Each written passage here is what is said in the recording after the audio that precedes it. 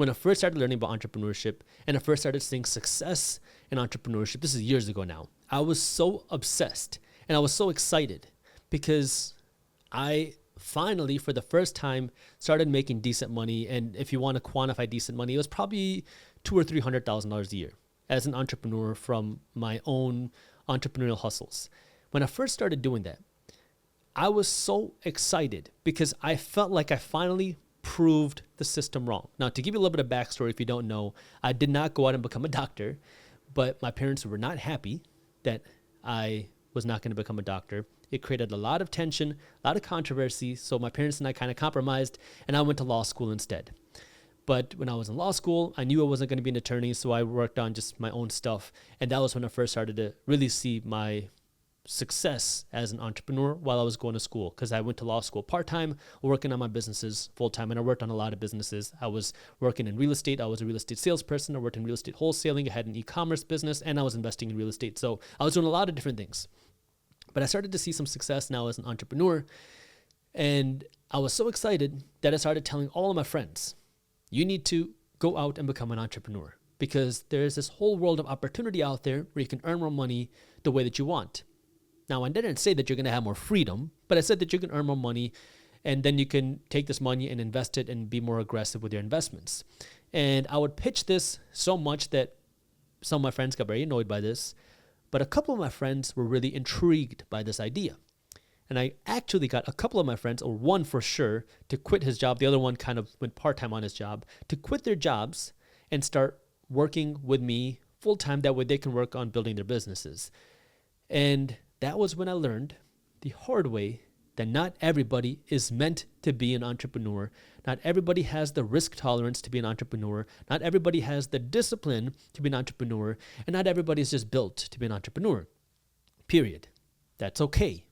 You don't have to be an entrepreneur.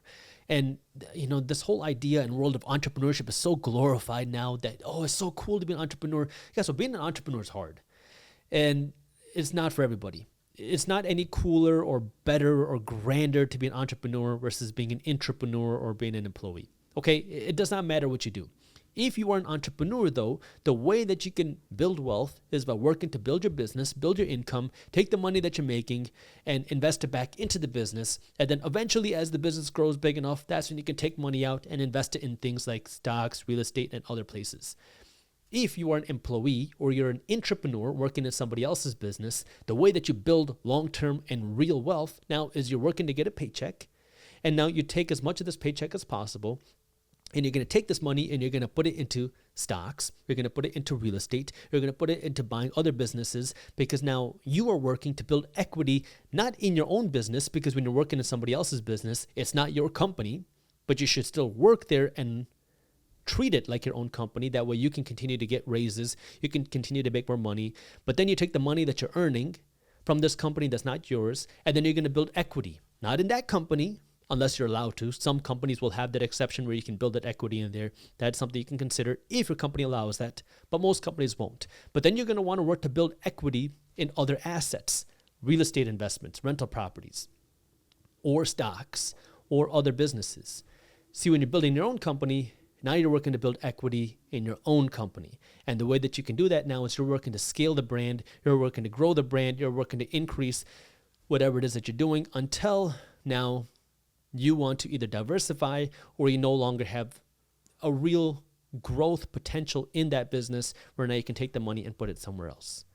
And this is where now, again, our economic system is designed to do one thing. It's designed to build an education system that produces employees. Now, why is this so important? Because we live in what's called a capitalist system. And in a capitalist system, there are two ways you can make money. You can make money from your labor, and you can make money from your capital. And guess what? In a capitalist system, which one is going to make you more wealth? Is it from your labor? Is it from your capital? It says it in its name, your capital. But what's interesting is our entire education system is designed to teach you how to make money from your labor. So we are taught to make money from our labor, right? You go to school And if you do good in school, you're going to be able to go to a good college. If you go to a good college, the whole thinking is you're going to be able to get a good job. If you get a good job, you're going to make a big salary, which means you're making money from your labor. And this is why I keep saying it's not just how much money you make that matters, it's what you do with the money you make. You can make money from your labor, but the question is, what do you do with this money from your labor? Most of us never learn a thing about money when we're in school. I can tell you from experience. I went through high school, I went through college, I went through a year of grad school, and then I went through law school, and never once did I learn a thing about investing, building wealth, cash flow. I had to learn these things on my own. And so we learn how to earn from our labor. But in a capitalist system, the people who are the wealthiest, think of anybody. Mark Zuckerberg, Elon Musk, Donald Trump, it doesn't matter who you think of, and I'm not saying this from a political perspective. Think of anybody who has money, Warren Buffett. What do? They own assets. If you want to win in this economic system, in this capitalist system, the way you win is by owning assets. Now, how can you own these assets? This is what the capitalist system is. You have to use your capital to own assets. You can use your labor, your job to make money, use a piece of this money to go out and buy assets, stocks, real estate, businesses, whatever it might be. Or you can create that asset. That's being an entrepreneur. You can go out and build an asset. You can go out and create something that does not exist right now. And this is where the real wealth is built. If you really want to make money, that is what you have to put your focus on. If you are not an entrepreneur, that means you got to take your focus right now on not spending all your money, working to earn more money, and taking the difference between what you earn and what you spend and putting this money to work. Putting this money to work in the stock market, putting this money to work in rental properties, putting this money to work to buy businesses, putting this money to work by investing in startups, by investing in other businesses. That way now you have equity in these assets. That way now your money is working to earn you more money. Because when you go to work, you are working to earn money. But there's a limit to how much you can work. There's a limit to how much you can get paid. There's a limit to how many hours a day you can work. But there's no limit to how much your money can work. And this is where now it's, how do you scale what you can do? And there's a lot of similarities now between being an investor and being an entrepreneur, because I knew I wanted to be an entrepreneur from an early-ish age, even though I wasn't allowed to do that. But I knew that I had this like entrepreneurial bug. But what's interesting to me is as I went through my entrepreneurial journey, I went through a lot of different things. The first thing that I did was I was essentially a glorified party promoter. I was an event planner and doing parties and whatever. But what I learned was I didn't actually build a business, because the way it worked is I would go out and host a party. I was in college hosting college parties. I would go out and host a party and I would get paid. And I was making good money for a college kid. But I had essentially just created a job for myself, because the way it worked is I would have to go out and host a party. I'd have to plan it, be at the event, make sure that everything runs smoothly, and then I would get paid whatever money that we made. So I was creating my own income, but I really just created myself my own job, because if I wasn't working, I wasn't getting paid. And at the time, it was great because I was starting to finally make some money for myself. But then as I thought about what is a business, and I thought about the bigger businesses, I started reading more books, I realized that the biggest businesses and the bigger businesses out there, they create the ability for a person to pull themselves out of. That's real equity. Because if you think about what is equity, think about your home. If you own a home, if you bought a home for $500,000 and you built equity in this home, you paid off, let's just say $200,000. The home was worth $500,000. You paid off $200,000. So now you have $300,000 of debt, $200,000 worth of equity.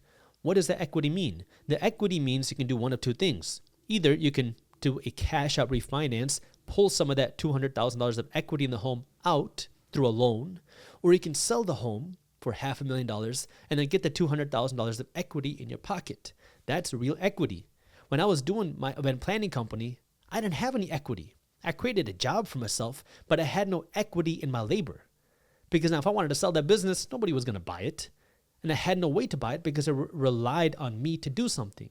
And that's when I started thinking a little bit differently of how can I build something more scalable? How can I build something that's a little bit more of a real business as opposed to just me creating my own job? And that's a big difference between a solopreneur and a real entrepreneur, somebody who's building a real business that doesn't require them necessarily to be there for the business to continue living. And that's not saying you shouldn't work in your own business, but if you want to build a real business, there has to be an element of replaceability to you as well. Because if the business can't run without you, it's not a real business. If you're working a job, you're replaceable. If you died, or if you could not go into work tomorrow, the company is going to find a replacement for you in the next 4 weeks. And maybe you're really good at your company. Maybe you're really good and they don't want to let you go. That's good. That doesn't make you irreplaceable, because if you couldn't go into work tomorrow, they're going to have to find somebody to replace you. They might not be as good as you, but your equity in that company isn't going to keep paying your family if you stopped working there. Because you might build great rapport with the company. You might be very valuable to the company. There's nothing wrong with that. That's a good thing. But I'm talking about for your own personal finances. If you can't go into work anymore, your company's not going to keep paying you. Maybe you have a pension, but most companies don't offer pensions anymore. And so now where's your equity? And this is where now you are building your skill set. When you work at your company and you work up in the company, when you build your skill set and your knowledge and your ability to provide value, you could earn more for every dollar, for every hour that you provide. You earn more dollars for every hour that you provide. But if you stop going into work tomorrow, your paycheck's also going to stop. So again, where's that equity? What does equity mean? Equity means you can continue to keep getting paid without you having to continue going into work. And this is why the equity in your home is one of the worst kinds of equity, because the equity is essentially dead equity. It doesn't do anything unless you sell it. And so this is where, well, what are the alternatives? When you take your money and you go and put it into a stock, if you go put your money into the stock market, now you're building equity in this company, in this business that you're investing in on the stock market. If you were to invest in the Amazon Corporation, I'm not telling you what to invest in, just an example. If you were to invest in the Amazon Corporation, now, Amazon has a CEO that's working to drive up the profitability of Amazon. They're working to drive up the stock price of Amazon. And there are thousands of employees at Amazon that are working to make the Amazon company grow, to make more money, to produce the value that Amazon provides. When you buy one share of Amazon, you become one of the owners of Amazon. Just like that, when you go out and you invest in rental properties and you're building that equity in rental properties, now you're buying this land and this building, which is producing you cash flow. You have equity in this building that's producing you cash flow. Why? Because now there could be people living there. It could be an office that's using your building. It could be a restaurant that's operating at your building. It could be whatever type of building. Now, somebody is going to live in or use your property, and in exchange for them using your asset, your equity that you work to buy, you're going to get paid with cash flow. And if you do it correctly, the cash flow that you're getting, the rent that you're getting, should cover all of your property expenses and put some money in your pocket every single month. So now compare these equities. You can't go to work tomorrow because you got into a car accident. The company decides they're not going to keep paying you. What do? Well, if you have that sort of equity, you can keep getting paid. You can keep having your assets working to produce an income. If it's a rental property, they can pay you with cash flow. If it's dividend-paying stocks, they can still pay you dividends. Now, you might be thinking, but Jaspreet, it's going to take a lot of money and a lot of time for me to go out and actually own enough assets to produce a significant amount of cash flow. And you're right. It does take time. This is why I said, again, in the beginning of this video, it takes money to grow your money, but it doesn't take money to make money. If you want to make money, you need the hustle, you need the drive, you need the work ethic, and you need the ability to take risks, and you need the ability to learn. If you can do those things, you can go out and earn money. But if you want to grow your money, now you need more money. And this is what your equity is doing. When you're trying to create or buy this equity, now you're working to grow your money. And this is where the real wealth is built. It's about buying more stocks, buying more real estate, investing in other businesses, investing in other things that are paying you. Now, there's different ways that you can get paid. You can get paid with cash flow, or you can buy investments that go up in value, or that you're buying for the purposes of going up in value. I like cash flow. That's just the way that I am. I like buying an asset and knowing that I'm going to get paid month after month after month or quarter after quarter after quarter, because now what I'm doing is I'm just working to stack the cash flow. I'm just trying to buy more of these cash flow producing assets that every month I'm getting paid more cash flow, more cash flow, more cash flow, because that's the way my mind works. Other people don't like that because the cash flow gets taxed. If a company is paying you with dividends, that means the company is sucking money out of their bank account, and instead of trying to grow the company bigger and faster, they're paying their shareholders. So some people don't like that. Other people say, you know what, I like a company when they take the cash and they reinvest it back into the company. That way they can't pay me a dividend, but that's going to make the company grow bigger. It's going to make the company grow faster, so the stock price grows faster. Some people like that. Plus, if you're not getting paid with cash flow, you don't got to worry about paying taxes, because when you get rental income or when you get dividend income, that's taxable income. Now, of course, as an attorney who's not your attorney, I can tell you that our tax code does provide benefits to investors. When you make money from your rental properties, when you make money from your stock dividends, there are tax breaks that you can get that are not available to people who are earning money from their jobs. If you're just earning money from your job, you're going to be subject to the highest tax rates and the least amount of tax deductions. When you're earning money from your investments or your business, now you have the potential to earn lower tax rates and higher deductions. That's the way that our tax code works. So when you're earning money from your job, you're not subject to those write-offs. You're not subject to the lower tax rates. But with your investments, you do get those things. And this is where, again now, understanding the system. Our system is designed to benefit people who understand the capitalist system. That means our system, whether it's the tax code, how much money you earn, how much assets you earn, how much freedom you have, our system is designed to benefit people who understand the capitalist system. Our system is designed to benefit people who understand how to invest and how to build businesses, period. Not everybody can be an entrepreneur. Not everybody should be an entrepreneur. But every single person in America should be a business owner. Don't go out and build a business if you're not an entrepreneur, but you can go out and invest in businesses if you're not an entrepreneur. Both of them will allow you to win in this economic system.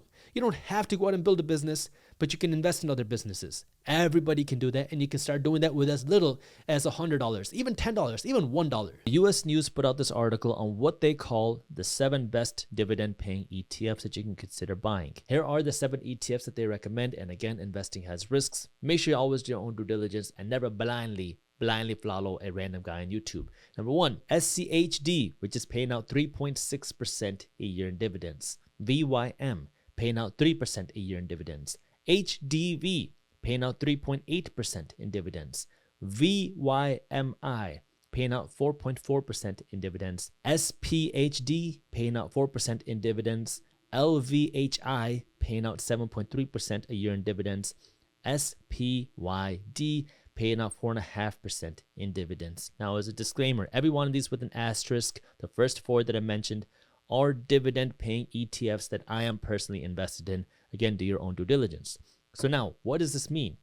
You can build systems where every week, every month, every 2 weeks, you have cash that leaves your bank account, and it can be invested into a portfolio of ETFs. It doesn't have to be these dividend-paying ETFs. It doesn't even have to be dividend-paying ETFs, but you can pick some investments that you want to own. And now every time you get paid, a piece of your money is automatically going to be invested. And the way that you win in this game, especially in the cash flow game, is you stay consistent and you do it for the long term. Because now when you hear that a investment in ETF is paying out 4% a year in dividends, it's not a lot of money, because now if you invest $100, that's $4 a year in cash flow. But if you invest $100 a week, every week for 10 years, now that starts to add up, especially when every time you buy, you're getting $4 of cash flow, and then you use the cash flow that you're getting to buy more cash flow. If you stick with it and you stay consistent and you keep reinvesting your profits, well, in 10 years, you're going to surprise yourself. And you might be thinking, but Jaspreet, I don't want to wait 10 years before I can start using this cash flow. I want to have it today. Well, 2 things. Number 1, building wealth is not an overnight game. And when you try to make it an overnight game, well, you end up losing a lot of money to people selling you a whole bunch of get-rich-quick services. So I want you to understand that. And number two, you can amplify and shorten the amount of time it takes for you to become wealthy. That's going to require you to earn more money. Now, how do you earn more money? Well, you can earn more money from a job, or you can earn more money from building your own business. If you can build your own business, there's no limit to how much money you can earn if you can sell more stuff. But again, it comes back to now, wealth is built through owning investments. It's through owning assets. What type of assets do you want to own? Do you want to own assets that will hopefully grow in value, or do you want to own assets that will pay you with cash flow? If they pay you with cash flow, it's a much more slower producing game. That's just the way that it works. When you invest in real estate for cash flow, you're not going to get a 50% cash and cash return on your money, or you're probably not going to. So you're going to get a slower return. Like for me, what I would consider a good return, when I go out and invest in real estate, I'm looking for a 7% cash on cash return. So when I invest $100, I want $7 of cash flow after my expenses. If I invest $100,000, I want $7,000 a year of cash flow after my expenses. So it's a very slow game. But if you can have more money and you keep taking this more money and you keep using this more money to go out and buy more of these cash flow producing things, if you stick with it, well, you're going to keep amplifying and growing the amount of cash flow. So you got to understand the game. First, you got to get the money. I'm not talking about how do you get that money today. There's a lot of ways you can get the money. You can do it from your own business. You can do it from your job. You can do it however you want. You got to get the money. And it doesn't take a special degree, a special way you look, a special anything to get that money. But it does take the hustle. It takes the risk tolerance. It takes the ability to learn. And it takes the ability to fail. If you have these things, you can go out and get the money. Once you get the money, the question is, what do you do with the money? You can spend all that money and be broke tomorrow. You can save all that money and be broke at some point in the future, or you can invest this money and work to build a future wealth. Now, when you invest this money, you can either be an appreciation investor, a cash flow investor, or a hybrid of both. I'm a hybrid of both, but I prefer cash flow, generally. When you invest for appreciation, you're speculating. There's no guarantee that something's going to ever pay you in the future, but if it grows, you can see a lot of returns, and you can also get some tax benefits because you don't actually pay any taxes until you ultimately sell. When you get cash flow, you get a little bit more of a guaranteed payment, but it's much slower. So now, when you're working to invest in cash flow, that's when you can decide how do you want to generate that cash flow. And right now, I've been focusing on real estate and stocks. There's a third way that you can generate cash flow, which I want to highlight in just a minute. But now you can start investing in real estate and stocks. Real estate is going to take you more money to get started. Real estate has bigger and better tax benefits, but it's more involved. You got to spend more time. You got to spend more effort, and it's going to take more capital to get started. In stocks, it's much more passive to generate cash flow from stocks. Much less work and much less money required to start generating cash flow from stocks, and much less maintenance and oversight to do that. Anybody can start doing it with as little as $100. But the key with no matter what you do is you got to stay consistent. This is not something where you work to save money, you invest it once, and now you have enough cash flow to live your life. Or at least for 99.9% of people, that's not how it's going to work. But you have to now work to accumulate this money. That way you can go out and start buying these assets. And then that's where you can make the decision. Do you want the cash flow or do you want the net worth? I like the cash flow. That's the way that my brain works, because now I can just work to stack the cash flow, and this is where now I know how big I can live. I can live as big as my cash flow, because when my cash flow is growing, I can go out and spend more money, because now I know that if I spend all my money today, I'm going to get more cash flow checks next month. Now, this brings me to the third way that you can start generating the cash flow, which is the most difficult way to do it. And that's why I saved it for here, because when I talk about this, everyone's going to say, oh, but Jaspreet, not everybody can do that, and it's very difficult. Well, there is a third way. And this is going to be reserved for entrepreneurs, people who really want to build a business. The third way that you can generate cash flow is you can work to build or buy a business that you don't have to work in. And the way that it works now is you get paid the profit, but not a salary. And if you are able to build a business where you can pull yourself out of, meaning you can hire a CEO to run the company, now the business can run as normal. the CEO will hopefully, if you structure it correctly, be incentivized to grow the revenue and grow the profits. If they're getting a salary and either ownership or a piece of the profits, they'll be incentivized to do this. Now, your business is a machine that's working to produce more money. And where does that money go? The money doesn't go to the CEO. The money doesn't go to the employees, although they are the first to get paid. The money goes to the owner or the owners. And in this case, that's you. And so this is where you have to understand a little bit of corporate governance to really understand the way that this works. I'm going to jump back into the video in just 1 second, but before we do, if you are an investor and you're looking for an easy and free way to stay up to date on what's happening in the top financial news, from the economy to the housing market to the stock market to the crypto market to the global economy, then you have to check out Market Briefs. Market Briefs is my free financial newsletter that I created that will keep you up to date on what's happening in the financial news. You can read the newsletter in less than 5 minutes every morning. It's a fun and easy to read email, and it's completely free. So if you haven't joined Market Briefs yet, I got the link to how you can join down in the description below. When you go out and start a company, the first person that's going to get paid, assuming you don't have any debt and all that other stuff, is going to be the employees. It's probably not even going to be the CEO, because now you have to make sure that your employees get paid, because if you started a company and you're the CEO, well, if your employees are not getting paid, they're going to leave way before you do. So you got to make sure the employees get paid. You got to make enough money to pay the employees. Then when you have enough money coming in to pay the employees that you can take out a salary too, now you're working to make money for the employees and to pay your salary. Then if the business can continue to grow, the business is going to start making a profit. And this is where now obviously you can do a few things with that profit. You can take that profit and save it. That way your business can build a big savings account for a rainy day. Your business can take this profit and reinvest it back into the company. That way they can grow bigger. Or this business can make a profit and you as the owner can take this profit money out and go out and buy a nice car or do whatever it is that you want with it. And if you can continue to grow to a business that doesn't require you, now you can go out and hire a CEO. Pay them a fair CEO salary, which is going to be a lot, and incentivize them to continue building and growing the company. Now, this is a lot easier said than done, but if you are able to build a business that does this, now you have a cash flow producing business, because once you step away, the CEO is now in charge. You have fired yourself, brought in a new CEO, you still own the business, you own the equity. Well, who gets paid first? The employees get paid, the CEO gets paid, the equity owners get paid last. Because now as the equity owner, you get paid with profit, and you are the last person to get paid. And this isn't just me saying this. This is legally the last person to get paid, because if your business goes into bankruptcy, the equity owners, the shareholders, the investors are the last people to make a penny. And most of the time, you're not going to make any money if your business goes into bankruptcy. So now when you are the owner, if you can build a business, the employees get paid, the contracts get paid, the bets and the debts get paid.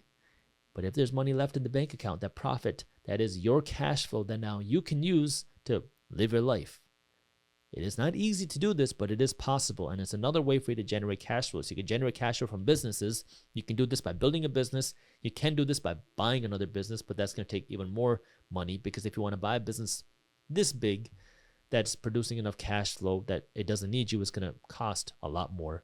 Likely $5 million and up, if not more. But it's going to be a multi-million-dollar purchase for you to go out and buy a business that doesn't need you. You can go out and buy real estate, or you can go out and start investing in stocks.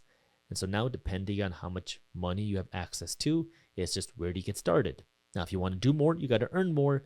And that's a whole different skill set of how do you earn more money. There's a bunch of videos on YouTube that will go over how you can start attracting more money. And then the question is, what do you do with this more money? And the biggest mistake that 99% of people make, 99.9% of people make, is as soon as they start making more money, they start living a bigger lifestyle. But if you really, really, really want to become wealthy, you got to understand, why are you working to earn more money? You got to work to earn more money to buy more assets.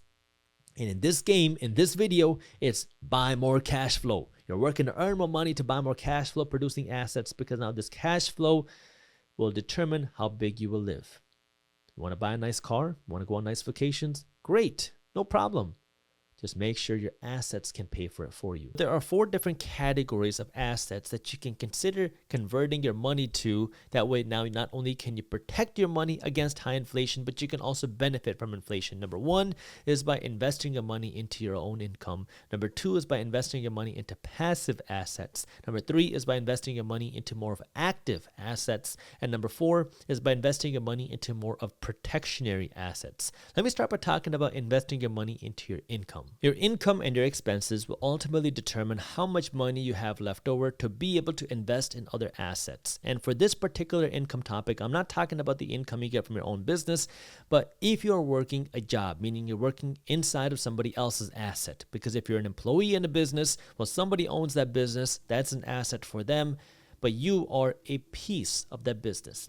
Now, the first thing you want to do is you want to make sure that you are a valuable part of the business. You want to make sure if you are an employee that you're able to succeed and do well as an employee, because if you do well as an employee, you're going to be the one that can get the most raises, the most promotions, the most bonuses. You want to make sure that obviously you are working somewhere where you have the ability to succeed and see more of that upside. So you want to be working to invest in your income. How can you increase your income? Now, this might be you going out and getting a certificate if you're not happy in the career that you're in. This might be you working to get a promotion or to get a raise. This might be you working a second job that we can earn more income. Or this might be you working more on a commission basis, where now you have the ability to earn more money if you put in more work, something like a sales position, because now you're working not to go out and buy a car. This is the mistake that the majority of Americans make, is that they work to buy things, and then they work harder to get a raise, that way they can buy even nicer things. When the majority of Americans go out and get a raise, they have to show it off with a new car, or they have to show it off with a vacation, or they have to show it off with a bigger home. That is a guaranteed route to being broke. So what you need to do now is, number 1, invest in your own income, work to earn more money. And the reason why you want to work to earn more money is so you can have more assets. The reason why you have more assets is because your assets are what will actually make you wealthy. Your savings are not there to make you wealthy. Your savings are there to protect you against an emergency, or you can use your savings to go out and buy investments, buy assets at a discounted price, or just buy assets in general. You're saving money to buy assets, or you're saving money to protect you. You should not be saving your money to become wealthy. That's not what your savings are there for. So now, when you're working to earn more money, what's the reason why you're working to earn more money? It's so you can buy more assets. Because now if you can buy more assets, you can buy more investments, you can create more cash flow, or you can have more wealth, which will then be able to fund more of your lifestyle. So if you want to have a bigger lifestyle, great. I want you to have the nice things. But you want to make sure you can do it the right way. Most people make money to buy nice things and then wonder why they're always broke. Wealthy people make money to buy assets and then let their assets pay for the nice things, and then they never have to worry about money because they own the assets which continue to produce an income for them even when they're not working. The second type of asset that you want to own to protect you against inflation are passive assets. Now, the thing that I want you to understand here is that inflation can be a double-edged sword, because on one hand, when you have low to moderate amounts of inflation, that causes the price of assets, things like stocks and real estate, to grow because, well, when you have inflation, that means people have to pay more money for rent. That means people have to pay more money for their groceries. They have to pay more money for their things, which means that these businesses and the landlords make more money. So on one hand, and the low and moderate inflation, that benefits the asset owner. But then when you have too much inflation, that comes back around to bite you, because then if you have too much inflation, that means that people no longer have the ability to spend because they have to pay so much money for their rent. They have to pay so much money for their groceries and their gas and their travel, that now they have limited leftover money. And when people have limited leftover money, that can then contribute to an economic slowdown or a recession, which then hurts asset prices. So you have to understand that inflation in general is good for assets, things like stocks and things like real estate. But when you have too much inflation, that can come back around to then hurt those same assets. But understand that in general, inflation is good for these assets. So I want you to understand that, and nothing works in a vacuum. Nothing goes up or down linearly just based off of one other factor. There are so many factors that impact the prices of things. Investing has risks. You are never guaranteed to make money when you invest. In fact, you will probably lose money, so make sure you always do your own due diligence and never blindly trust a random guy on YouTube. Now, the two main types of passive assets that I want to go over are stocks and real estate. Stocks are much more accessible for people, Real estate is less accessible. It takes more money, it takes more time, it takes more capital. It's fair. That's just the way that it is. Now, you can do one or the other, regardless of where you are. You just have to set your mind to whatever it is that you want to do. So I want to start by talking about stocks as a passive investor, and then I'm going to talk about real estate. Now, when I say passive investor, the reason why I'm saying it this way is because this is not something that you really are building yourself. Now, of course, if you are a real estate investor, you can be actively involved as a real estate investor, but it's still considered a passive investment. Even in the stock market, you could be a full-time stock market investor, but you're not the CEO of the companies that you're managing. You're managing your investments. You're not managing the operations. And so when I talk about being a passive investor, I'm talking just broadly stocks and real estate. I know that I talk about being an active investor in real estate and stocks, and I talk about how I'm an active investor in real estate and stocks, but that's not what I'm talking about here. When I talk about being an active investor in this video, I'm talking about managing the actual operations of that entity. And for this purpose, I'm going to be talking about your own business. But when I talk about passive assets today, I'm talking about stocks and real estate on a broad level. Now, there are a lot of different ways you can invest in stocks. For the purposes of this video, I'm going to be focusing on more of the passive side, investing in funds, because when you invest in the stock market, most people think that the way that you win is by finding the next Amazon, or by finding the next Google, or by finding the next Apple. But very, very, very, very, very few people are going to be able to do that. Very few people are going to have the psychology to be able to hold on to an investment in the early stage through all the downturns and continue to hold on to it and make investments into it. Very few people are going to have the financial IQ to want to research these companies, and very few people are going to want to go through that type of roller coaster. Investing in individual companies is difficult. It takes work. It takes research. And it does take a little bit of luck too. But the alternative for 90 to 95, maybe even 98% of people is to invest in funds, which are now a group of companies. Because the reality is most people lose money in the stock market. But if you look historically, the stock market has gone up by 7 to 10% a year on average over the last century. Now, that doesn't mean the stock market always goes up, but historically, over the long term, the stock market has gone up pretty consistently.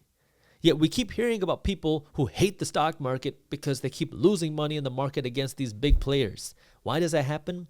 Because people are trying to find the next big thing. They become traders, or they just don't know how to manage the psychology of their investments. If you want to win in the stock market, the simplest way to do that, not the easiest, but the simplest way to do that is to invest in low-cost funds, whether it's an ETF or index fund, that give you broad exposure to the economy or to the stock market. Keep investing your money into it every week, every 2 weeks, or every month, and you do this for a long time. And when I say long time, I don't mean 6 months. I mean years or decades. If you do that now, you're essentially just buying a piece of the American economy. And when you're buying a piece of the American economy, well, if the economy continues to grow, your investments will continue to grow. So this is where now just understanding the different ways that you can invest your money into these types of passive investments. That way you can get exposure to this types of wealth. Now, I'm going to go over a few different types of ETFs that you can consider investing your money in. I'm not recommending any of these. Do your own research before you make any investment. I am not a licensed financial advisor. I'm just a random guy on YouTube. So do your research before you start investing into anything. But let me go over a few different examples. A few examples of ETFs that you can consider investing in are VTI, SPY, DIA, and SCHD. And as a little disclaimer, I personally am invested in SCHD. VTI is an ETF that gives you exposure to the total stock market. What does that mean? Instead of you going out and investing in every stock on the US stock market, all the major stocks, now you can invest in this one ticker symbol, VTI, and you're going to get broad exposure to the general stock market. Now, you don't have to go out and invest in all these companies and keep up with every single company. You invest in that one ticker symbol, and now you're getting exposure to essentially the United States economy. SPY gives you exposure to the S&P 500. The S&P 500 is one of the longest tracked indexes. It is the 500 largest companies on the stock market. So now, if you said, I don't want to invest in everything, I just want to invest in the big companies, well, SPY is one ETF that will give you exposure to the 500 biggest companies on the stock market. Now you're investing in the big companies that make America America, and you don't have to keep up with all 500 of these companies. You just put your money into the fund, and now you're getting exposure to the big companies in America. DIA gives you exposure to the Dow Jones Industrial Average. The Dow Jones Industrial Average is, again, a very popular index, meaning group of companies. This is made up of 30 different companies on the stock market, some of the biggest and most well-known companies on the stock market in different indexes. Now, again, the Dow Jones is one of the most tracked and most talked about indexes, and instead of you going out and investing in each individual company, you can invest in this one ETF and get exposure to the Dow Jones and now own a piece of the Dow Jones. SCHD is a dividend paying ETF, meaning this is an ETF that people invest in for the sole purpose of investing in high dividend paying companies. What are dividends? Dividends are cash flow. This is when a company will pay you every 3 months for doing nothing except owning that stock. So now when you go out and invest in something like SCHD, now again, you're working to create that income. You're working to create that cash flow. Now, when you go out and you hear an ETF where a stock is paying out a 4% dividend, that might not seem like a lot of money, because if you invest $100, that's only $4 of cash flow that you're going to get over the course of a year. If you invested $100,000, you're only going to get $4,000 worth of cash flow. If you invested $1 million, you're getting $40,000 a year of cash flow. And that discourages a lot of people. But the way that you win in this cash flow game through your investments is not by making a one-time investment. It's by investing a little bit of money every time you get paid, whether it's every week, every 2 weeks, or every month. I personally love investing for cash flow, and the way that it works for me in the stock market is I'm investing every week into my dividend-paying ETFs. Every week, I'm throwing more money into these ETFs, into these assets, and then every 3 months, they're throwing more money at me. Now, every quarter when I get my dividend payout, the amount of dividends that I'm getting is growing because, for one, I'm investing more money into these dividends. Like every week, I'm putting more money in there. But then number two, every time I get paid with my dividends, I'm taking this cash flow that I'm getting and I'm using it to buy more of these assets. So I'm just working to continue growing the amount of cash flow that I can get because I just want to own more of the assets. So now, what am I doing in this game? I'm working to just build and stack up the cash flow. This is one way that you can start investing your money in a passive way that you can get exposure to the United States economy without having to go out and research individual companies, without taking on all the risk, without spending all the time, without having to learn about how to analyze companies. It's a simple way for you to start doing this. And there are brokerages out there, stock brokerages out there that specialize in this type of passive investing. The next way that you can invest passively is real estate. And the reason why I like real estate so much is a couple reasons. Number one, I can create cash flow. Number two, you get tax breaks when you invest in real estate. But then number three, more particularly for the topic of this video, you own a hard asset.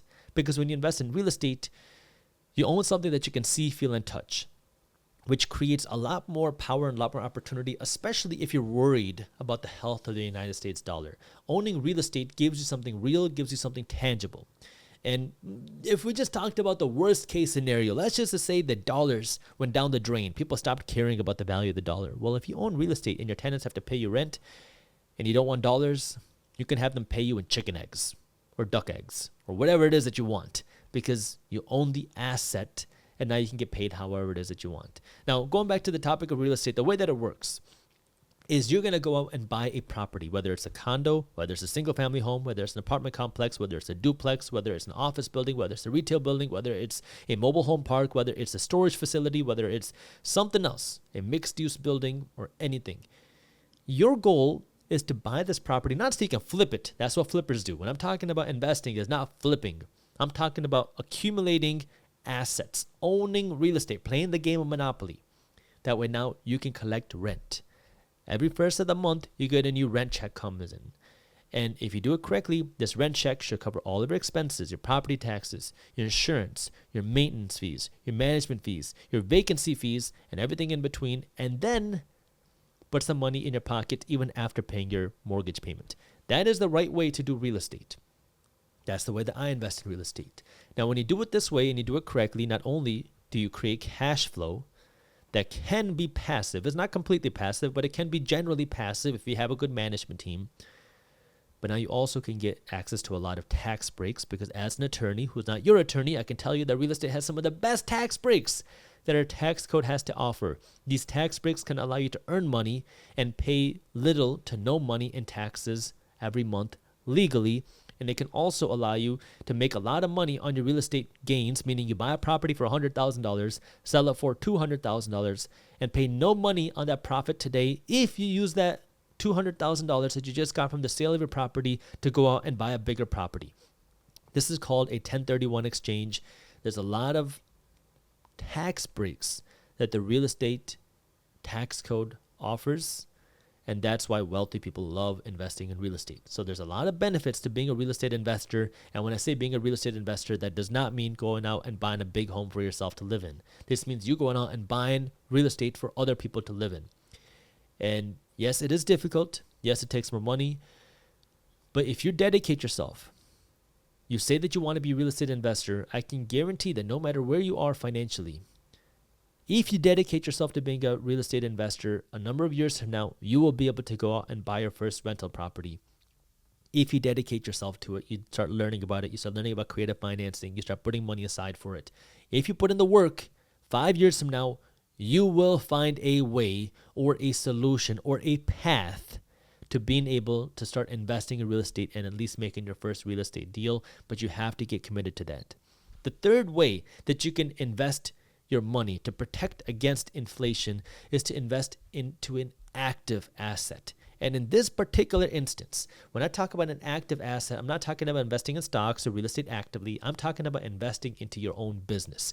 Because when you invest in your own business, what are you doing? You're investing into the infrastructure that allows you to create an income. You're investing into the ability to create and build a money printing machine. Now again, worst case scenario, what happens if dollars go to nothing? Well, now you can change what you charge for your products or for your business.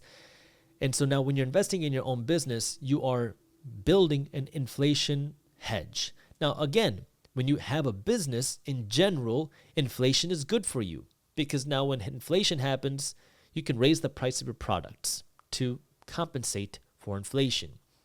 If the prices of things, if inflation goes up by 2%, if inflation is 2%, and you have to raise the price of your products 2%, well, your cost will also rise by 2%, which means if you sell something for $100, your cost is $50.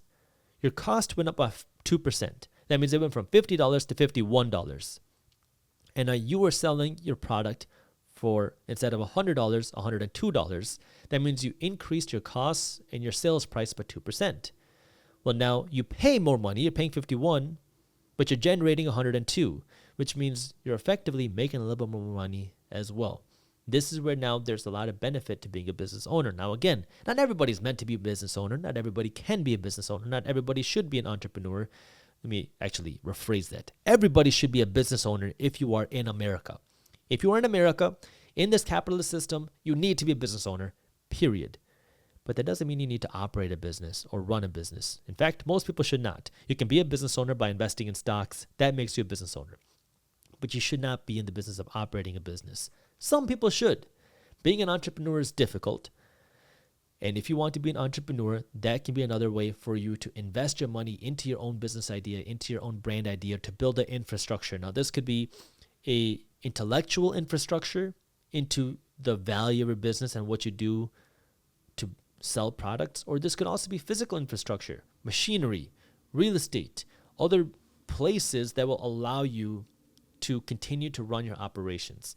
So when you invest in your own business, again, you're building this asset that will allow you to protect yourself against inflation and whatever else is going on in the economy. And the fourth type of asset that I think a lot of people worry about when you hear about concerns with the United States dollar are, what are the protectionary assets out there that will allow me to protect and preserve my wealth no matter what's going on out there? Now, the first one is one that I've already talked about, which is real estate. Real estate can be a great protectionary asset because, again, it's something that you can see, feel, and touch that provides a real tangible value. If you own land, you own this building, it can provide shelter to somebody and it can produce an income for you. So that real estate can be a great protectionary asset because, number one, it's tangible. Number two, it provides a very visible value. And number three, it can produce cash flow with that as well. The second one, which is growing in popularity would be something like physical gold. Now, I own physical gold. It's not a huge piece of my portfolio. My physical gold is about 2% of my entire investment portfolio, and it doesn't really do much. My physical gold just sits there, just looks back at me. It doesn't generate an income like my real estate does. It doesn't do anything. It's just a hedge. I look at gold like insurance, doomsday insurance against the worst case scenario. For me, in fact, I don't even really pay attention to the prices of gold. I don't keep up with that. What I do is I look at gold as an alternative way for me to save money. Every month, I have a passive system set up where every month I have some cash that leaves my checking account and it's automatically going out to buy me some physical gold. Period. It's just an alternative way for me to save what I call hard money. And the reason why I personally invest in gold is because my theory is if I took $50,000 of cash today, and then I took $50,000 worth of physical gold, and I dug both of these in my backyard today, and I buried it. And then 10 years from now, I go to dig these up. I dig up the $50,000 worth of cash. I dig up the $50,000 worth of gold. I believe, my theory is 10 years from now, my gold will have more buying power than my cash. Could I be wrong? Absolutely, but this is my theory. And that's why I also have gold as an alternative way for me to save money. Now, some people also use silver. You can do your own research on silver. Some people like silver because silver is used in a lot of applications in the world. It's used in a lot of businesses. I just buy gold because, one, gold has been like that currency since the beginning of time. Everybody has valued physical gold. So for me, it's a simple way for me to get exposure to that. The third way for you to own and invest in protectionary assets is, again, now going to be through the stock market, this time through investing in countries and currencies that are not the United States dollar. Because in the United States stock market, in our stock market, you can get exposure to countries and currencies overseas. There are ETFs that will allow you to do this, that will allow you to invest in international countries, that will allow you to invest in emerging markets. I'll give you a couple examples. Again, I'm not telling you what to invest in, do your own research, but a couple examples are VXUS and VWO. And as a disclaimer, I personally invest in VWO. These are two different ETFs now that will give you exposure to countries and currencies outside of the United States, outside of the United States dollar. So now what are you doing? You're taking a risk. So these are higher risk ETFs, higher potential upside, higher potential downside. But now the whole idea is if something bad were to happen to the dollar, these are a little bit more protected because, well, these entities are a little bit shielded from the dollar. These are countries that, yeah, maybe they'll be impacted if the dollar gets hurt. They'll be impacted if the United States economy gets hurt, but they don't rely and revolve their currencies and their economies around the United States dollar. So now, when you create your investment portfolio, you can find different types of ETFs to invest in. Like what I do is I have 4 different general categories of ETFs that I invest my money in. Again, don't copy me. Do what's best for you. I don't recommend what I do to anybody. The first thing that I invest in, and the largest thing that I invest in, are dividend-paying ETFs. Why? Because I like cash flow. Number 2 are value ETFs. Why? Because, well, it's a kind of your more stable and safe, considered safe investment, and it also pays cash flow. Number 3 are the innovation ETFs, more risk, more potential return. I like investing in innovation. For me, it's fun. And number 4 are my international ETFs for this very reason. These are my protectionary ETFs. These are countries and currencies overseas that give me exposure to things like emerging markets, to other international countries. That way now I can invest in the businesses and the countries that are not reliant on the United States dollar. So it's an alternative way for you to get exposure and protection against the dollar. And then this brings me to the last protectionary asset, which would be cryptocurrency. Now, again, I don't recommend this to anybody. Cryptocurrency is highly volatile, highly risky. I invest in cryptocurrency. The reason why I invest in cryptocurrency is because I believe in the value of the blockchain. I think there's a ton of power, a ton of use cases for cryptocurrency. But I think a lot of people who get involved with cryptocurrency think of it as a get-rich-quick scheme, and they use it for things that cryptocurrency is not necessarily intended for.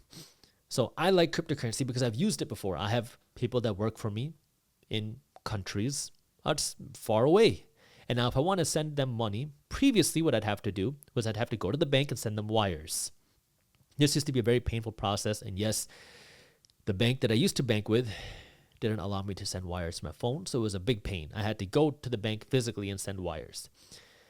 Well, I also began traveling a lot. And now when I would get payment requests and I was traveling, and if my bank wasn't near me, it was a big stressor for me because I hate when people are relying on me to pay them. When I get a bill, I want to pay it as fast as possible. I hate bills sitting over my head. It's just a pet peeve for me that it just really stresses me out. So now I was in California at the time. Actually, I'm in California right now too. But I was in California at the time, and there was no bank nearby me. And it created a lot of stress for me because now I had to figure out I had to go pretty far to go out and find this bank, to go in there, make this wire, and then pay my contractor. Well, then after a bunch of times of this happening, he said, hey, would you mind just paying me in cryptocurrency? Because his country didn't allow PayPal. It didn't allow Payoneer. It didn't allow a lot of different platforms. And I said, yeah, I got crypto. He said, would you mind paying me in crypto? So I went on to my brokerage. I sent him some crypto. In less than a minute, not only did he receive the money, but the fees were a tiny fraction of what I was paying before. And that was when I realized, okay, there's some real value here with cryptocurrency because it can change the way that we do payments. They can change a lot of different things. So I like cryptocurrency for that reason. Am I advocating for you to buy crypto? Absolutely not. But you also have to understand how cryptocurrency plays a part in my portfolio. 10% or 20%, less than 20% of my portfolio, I'm getting the numbers mixed up now, less than 20% of my portfolio are what I call speculative investments. The other 80% are more of the proven investments. So 80% of my portfolio is real estate and stocks. The bulk of my real estate portfolio and my stock market portfolio are primarily for cash flow. In fact, all of my real estate investments are for cash flow, but the bulk of my stock market investments are for cash flow. That's 80%. 2% is physical gold. That leaves 18%. But in there, that 18%, these are what I call my speculative investments. This is where I invest in things like startups, and this is where I invest in things like cryptocurrency. So now, if cryptocurrency went down to zero and I lost all of my cryptocurrency investments, would it affect me? No. But I also believe in the value of the blockchain. I think there's a lot of upside, which is why I invest in it. If you are going to invest in cryptocurrency, you have to be willing to accept that risk. You have to understand the volatility of cryptocurrency, and then you have to know why it is that you're investing in it. So understand that for what it's worth.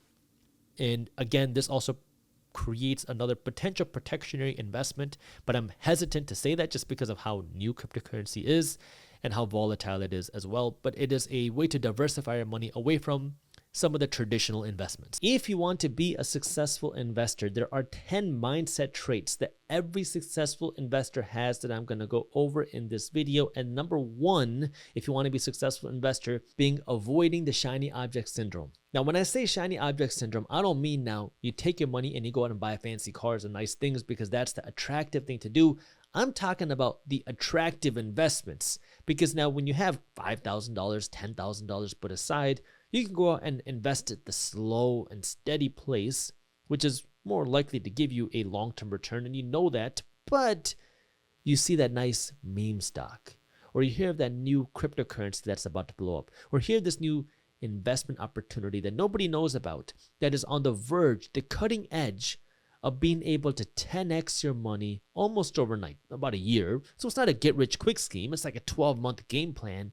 But you can take your $5,000 and turn it into 50 grand by this time next year. I mean, you have to work a whole 12 months to earn that much money. You can just put this money in, double how much money you're making by putting this money into this, not a get-rich-quick investment, but a get-rich almost quick investment. But what ends up happening to most people who start chasing these types of shiny investments are, well, you end up paying the price. And they go through these bubbles where the early people who get into these types of amazing opportunities, you might be able to get in, be a testimonial, and get out quickly. But it's almost like a drug where when you start to make that money, you don't want to get out. And so now you want to go in even deeper. You make some money and then you put it all back in there, maybe even more. And you start telling your friends about how much money you're making. And then that's when they come in, and it keeps growing until ultimately this investment, which was poised to make everybody so rich, starts to implode because it didn't have any real value to begin with. There is a lot of value in being a long-term investor. It's not the most attractive thing to do, but there's a reason why over the long term, the successful investors are not the ones that see this overnight success. It's the ones that have worked to build a long-term sustainable portfolio. They say the faster it comes, the faster it goes because, well, if you don't have to go through the work and pain to earn it, you're not going to know how to keep it either. The second thing every successful investor does is they invest in their mind. And this is where I want you to understand the difference between the price you paid, the cost, and the value that you receive. And there's a lot of different examples of this, of price versus cost. But this is where now you have to understand what is valuable to you. And I remember this example because when I was getting started in real estate, I got my real estate salesperson's license. I began working for a company called Keller Williams. And then the broker that I was working with told me that she was hosting this seminar on real estate investing. And because I was in her office, she was going to give me a free ticket. I said, okay, cool. I go there and somebody was pitching a class. It was $3,500, I believe, on how to wholesale real estate. I had no idea what wholesaling real estate was. It seemed like a super attractive thing, especially for me getting started in real estate and trying to understand the whole game. And so that was a lot of money for me then. I mean, it's still a lot of money today, but it was a lot of money for me then. But I went out and I spent that $3,500. Now, this is where I know a lot of people, because I talked to a lot of people about this back then, got hung up on the $3,500. Why would I want to spend $3,500 on this class? Education should be free. That's way too much money. It's just making them rich, right? We're focused on the price. We're focused on the cost as opposed to what's the value that I'm going to get. Well, I spent that money on the class and I knew that I wanted to do something with it and I went through it. And well, after month 1, I didn't make my money back. I made no money. After month 2, I didn't make any money back. I actually still hadn't made any money. Month 3, that was when I also didn't make any money. But then in month 4, I also made $0 from that class. It wasn't until month 5 that I actually made any money from this program. And in month 5, I made, I think it was about $10,000 off of my first sale, which more than paid for the $3,500 that I had to spend. Now, it took a lot of work and effort on my part, but I had to spend money in order to get it. The value to me was way more than the cost that I had to pay. And then I also closed a lot of deals after that.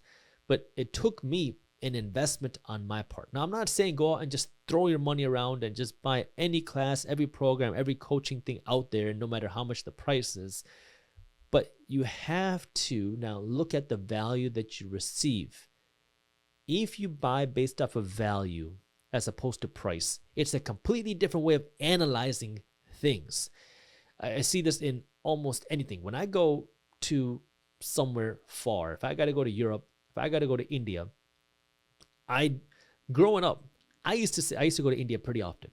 And I used to have to sit in the back economy, sit like a sardine, and flying to India from the United States is like a 20-hour journey. When you're sitting in economy, it is very uncomfortable. You can't sleep in those 20 hours because there's somebody to your left, somebody to your right, somebody's always rolling over, the lights are always turning on, somebody's always annoying you. There's just a bunch of things happening and you got to sit like this. It's not comfortable. It sucks. But then if you want to go to business class, you're going to pay 3 to 6, maybe 7 times more money to have a room, essentially this area where you can have a reclining seat, you can lay down, the food is nicer, the service is nicer, it's way more peaceful, it's way more comfortable, and you can sleep comfortably. Now, again, both economy and business class are going to take you to where you got to go. One's just a whole lot more comfortable. And that value of that comfort is valuable to me, which is why I am willing and I do pay for that added price. Now, I don't always buy first class tickets. If I'm going on a short domestic flight, yeah, you bet I'm going to sit in the back if it's cheaper. But if that value is worthwhile to me, I will pay for it depending on what it is. And this is where you have to figure out what value is important to you. I have spent a lot of money on education, a ton of money on financial education and business education and business consultants. Some of it paid off, some of it didn't. That's kind of the way life works.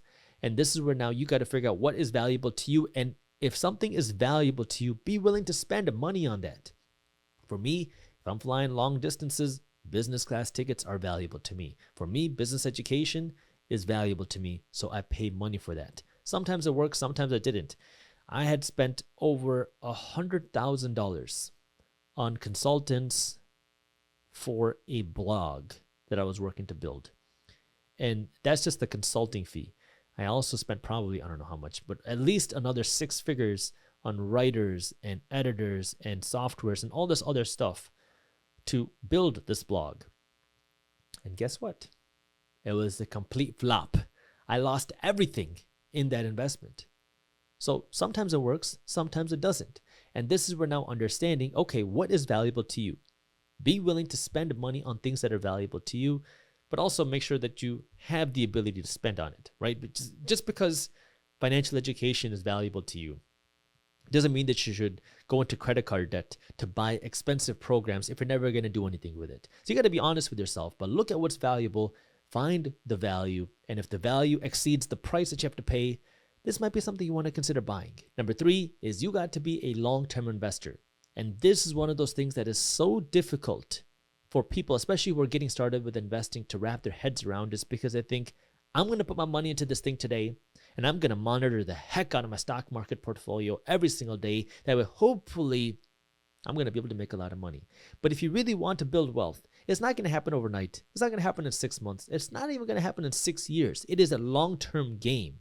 And this is where you got to just stay consistent. And this is one of those things where building wealth is a marathon, it's not a sprint. And you can amplify how fast you can become wealthy. But the way you amplify it is by putting more fuel in the fire, meaning earning more money and putting more money into your investments. If you can work to earn more money, well, now you can go out and buy more investments and build that wealth much sooner, build the cash flow much sooner, build the investment portfolio much sooner. But you have to be understanding that it takes time to build these investments. It is not something that happens in 6 months or even 6 years. This is a long-term game if you really want to get the rewards of being an investor. Number 4 is you ignore the traditional media. Look, I'm going to be a little bit honest here because I work in the media space, and most traditional media is in the business of selling hype and emotion. It's like TMZ. Why is TMZ so popular? All they do is try to get people angry or get people's emotions and doing a bunch of crazy things. People love watching people's emotions. You're attracted to that. Now, when you go into other news, like the financial news, it's a more sophisticated version of that. People love the drama. That's what draws the clicks. And I'm going to tell you very honestly here, YouTube works the same way. YouTube works on emotion. That's why you see a lot of titles and thumbnails that have to be a little bit clickbaity, because if they're not, I'm going to be honest with you, it's going to end up in the YouTube graveyard. It sucks, but that's the way that it works. Now, that's one of the reasons I also have been working so hard to build Market Briefs, which is my daily financial newsletter, because it allows me and my team to distribute the financial news without the sensationalism, without the clickbaitiness, because all the news is in one email. And so now we don't have to go out and put out this clickbaity stuff, because once you open the email, everything is there and we can provide all the unbiased information without all the emotion. But the reason why I'm saying this is, now if you are working to understand what's going on in the financial markets, it's very easy to be drawn in with the emotions. And if you make decisions based off of headlines, it's going to be a very emotional roller coaster and a financial roller coaster for you. That means when you are investing your money, you got to cut out the emotion and look for the real opportunity. Because most of the time, things are never as good as the media makes it seem, and things are never as bad as the media makes it seem. It's somewhere in the middle, and it's your job to figure out where that is. Now, if you want to actually figure that out, this is where you want to be digging into the raw data, reading unbiased news sources, and creating your own education yourself. That's my goal with Market Briefs. It's a free financial newsletter that you can read. It's a simple email that you can read in less than 5 minutes every morning. And if you want to join Market Briefs, I got the link to how you can join down in the description below. Number 5 is you got to value your time. This one was very difficult for me because growing up, I was kind of cheap and I never really wanted to spend money on anything. And until I started valuing my time, it was very difficult for me to spend my money on certain things. And I'll give you an example. When I started investing in real estate, I knew I didn't want to be involved in managing my properties because the books that I read talked about in order to scale real estate, you need a team of people. That way you are not a property manager, you are a property investor.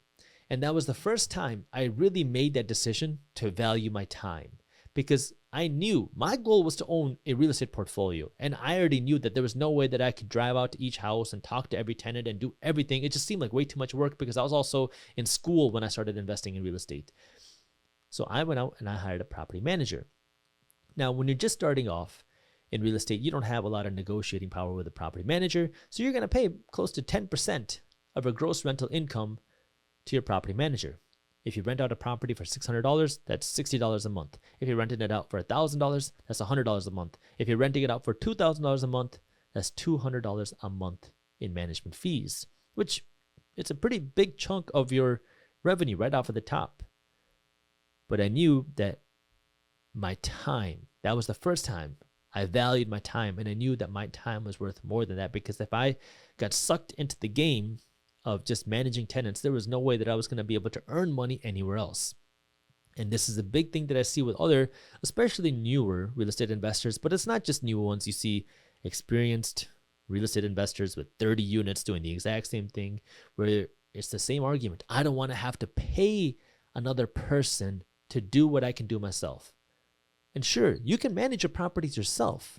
You can do a lot of things yourself, but there's only 24 hours in a day. And what do you want to spend your time doing? You're paying somebody to free your time up. You could do the same thing with having somebody go out and get your groceries, having somebody cook your meals for you, having somebody wash your clothes for you, clean your house for you, mow your lawn for you. There's a lot of different ways that you can buy your time back.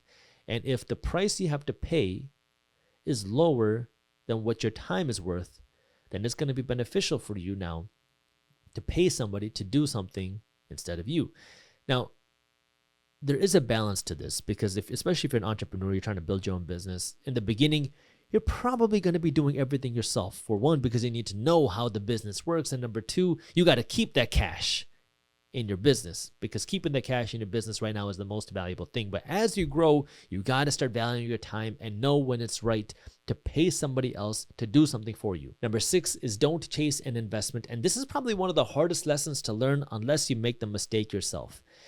And don't chase an investment means when you see a stock or any asset on the news growing quickly, you get excited and you say, oh, I want to get in too.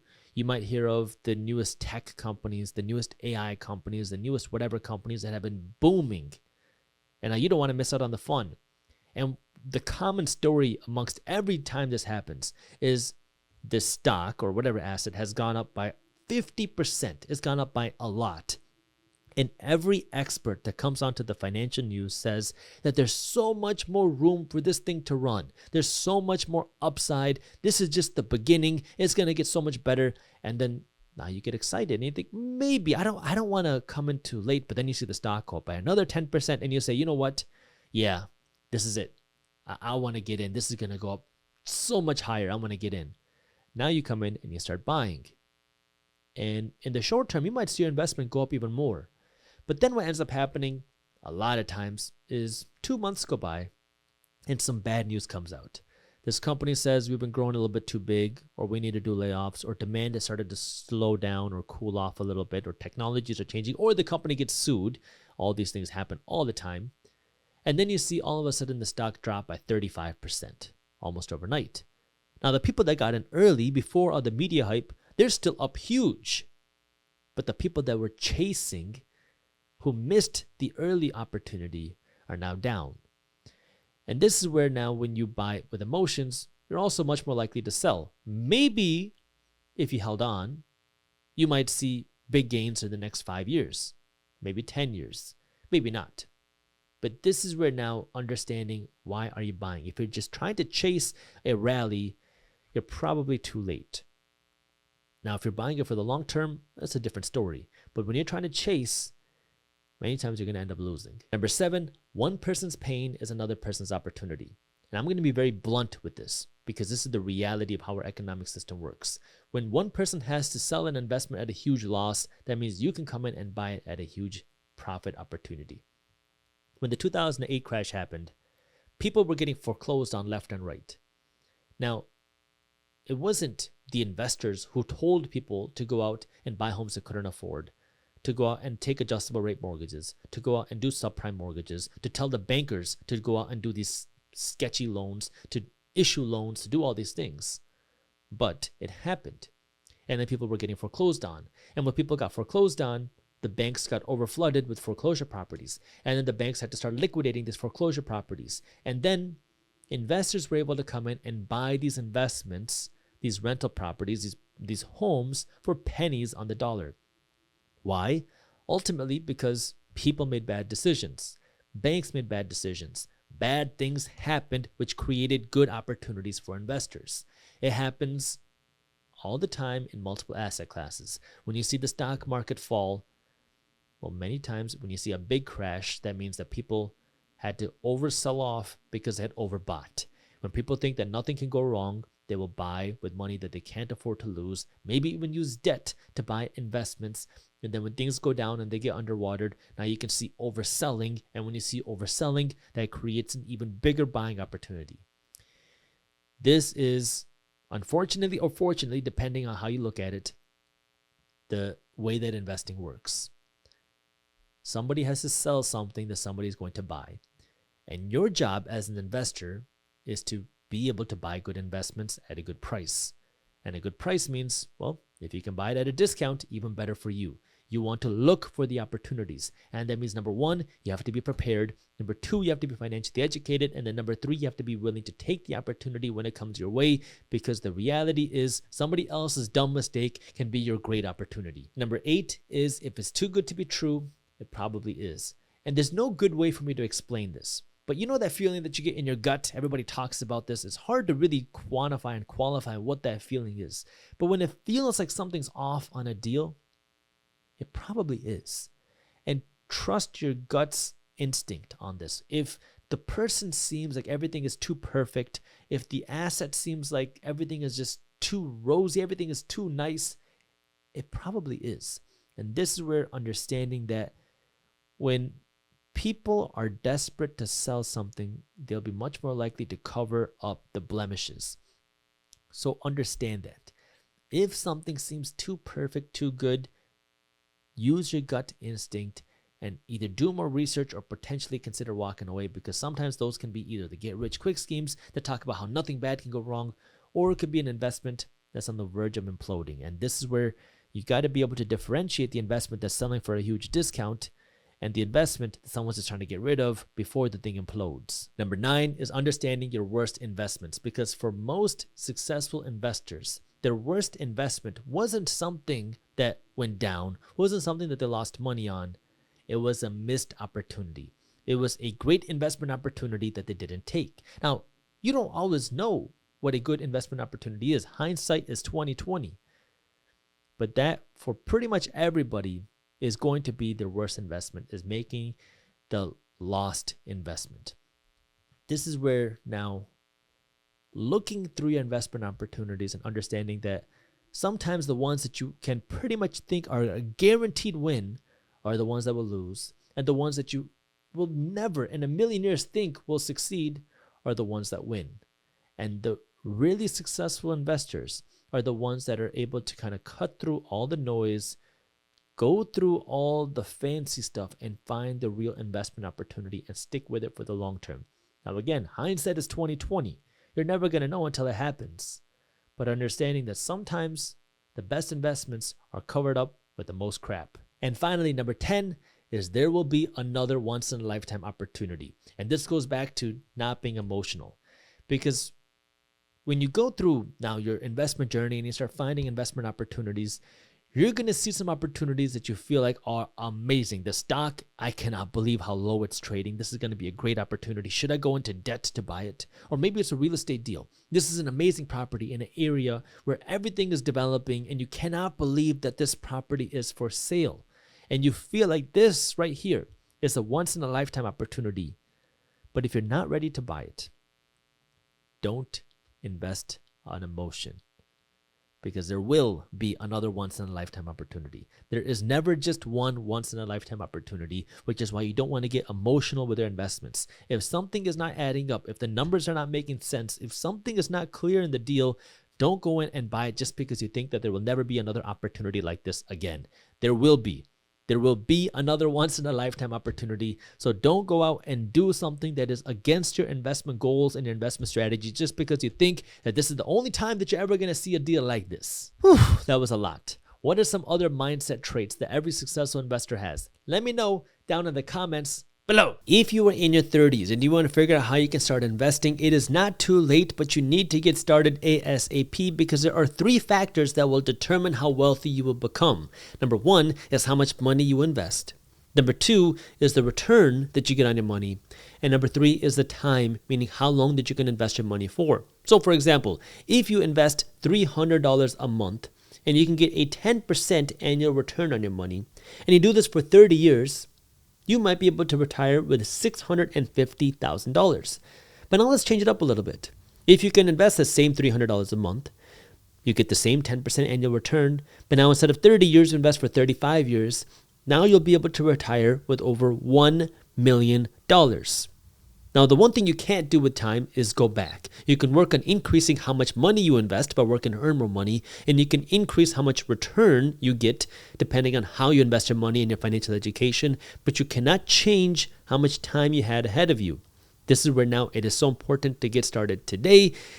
And that's why I want to go over a couple different investing strategies that you can start considering. Now, again, I am not a licensed financial advisor. If you have questions, talk to a licensed advisor in your area. But there are 2 general categories of investments that you can make, especially in the United States. Number 1 is by using a tax-deferred retirement account.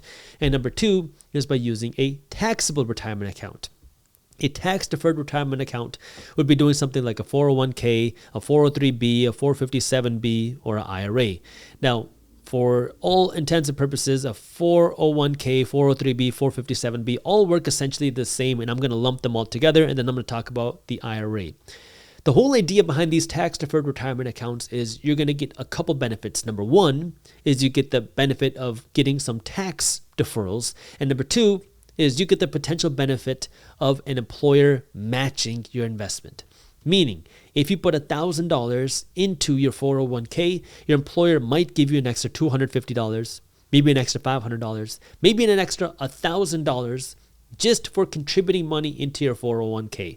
So if you get that benefit of an employer match, there's a lot of powers, kind of like free money that you're getting by doing that. But there's a lot of cons with 401ks and IRAs, but I'm going to get to that a little bit after. But this is a great place to start, especially for a beginner investor. If your goal is just to build up this retirement fund, start by putting the money that your employer is matching. So if your employer is matching you up to a certain amount, do that at least to get started, and then you can decide later on if this is something you want to continue with or not. But get started at least with that employer match. Now, the whole idea between the idea with a 401k or an IRA is you get this benefit of being tax deferred. And what that means is either you can pay taxes today and not pay taxes in the future, or you cannot pay taxes today and then pay taxes in the future. So if you go out and you get a traditional 401k, you don't have to pay any taxes today on the money that you invest. So if you got paid $1,000, you put all $1,000 into the 401k, it's a traditional 401k, you don't have to pay any taxes on the $1,000 that you invest. On all the rest of your income, you got to pay taxes on it. So now, instead of paying, say, $200 in taxes, you get to invest all $1,000. Now, this $1,000 can grow over the course of your career, and then when it comes time for you to retire at 65, 67, 70, however old you might be, now you get to pull this money out. Because you started with more money, the goal is that you're going to have a bigger nest egg because you don't have to pay any taxes in the beginning, but then on the back end, you're going to have to pay taxes when you pull this money out. So if that $1,000 becomes $2,000, now you got to pay taxes on all $2,000. Now the question is, how much are you going to pay in taxes? And this is where it's a little bit of a question mark, because on one hand, the thing that everybody says is you are going to have less income when you retire. So your taxable income is going to be lower, right? Because we have a marginal tax rate. The more money you make, the higher tax rate is. And so everybody says, well, when you're 65 or 70 years old, you're not working, so you're not going to have a lot of income. So your income is going to be lower, so your tax rate will be lower. On the flip side, you don't know what the tax rates are going to be when you're 65 or 70 years old. Because, well, there's a good chance that tax rates could potentially go up. Why? Because number one, the United States government has a massive amount of national debt. Number two, we're still running a pretty large government deficit, meaning we're spending more money than we're bringing in. And so all these things could contribute to the government needing more tax dollars in order to continue funding their operations. And the third thing, which is probably one of the biggest factors for me, is why would I want to have less income when I'm older? If I work to build my investments correctly, I'm going to have way more income in the future because I'm working, even if it's not my own business. I'm going to just assume that I don't have a business right now. I'm going to be working to stack my investments, to stack my cash flow. Every year, I'm working to build more and more and more cash flow. I am buying more cash flow producing assets year after year after year, which means by the time I'm 65, I'm not hoping I'm going to have no income. I'm hoping I'm having a lot of income, which means I would have a big taxable income. Now, that's me. You got to figure out what is going to be the best situation for you. That's how a traditional IRA or traditional 401k works. The Roth is a little bit different. With the Roth, if you wanted to invest $1,000 into your 401k or IRA, the first thing you're going to do is pay taxes on this money. So if your effective tax rate is 20%, you make $1,000, but $200 to the IRS. Now $800 gets invested. Now, when this $800 gets invested, this money can grow. And if it again doubles to $1,600, now you get to pull this money out generally tax-free. Now, in the other example, you got to pull out $2,000, but then had to pay taxes on it. In this case, you pulled out $1,600, but don't have to pay taxes on it. And the question is, which one is going to be better for you? Would you rather have $1,600 tax-free or $2,000 as taxable?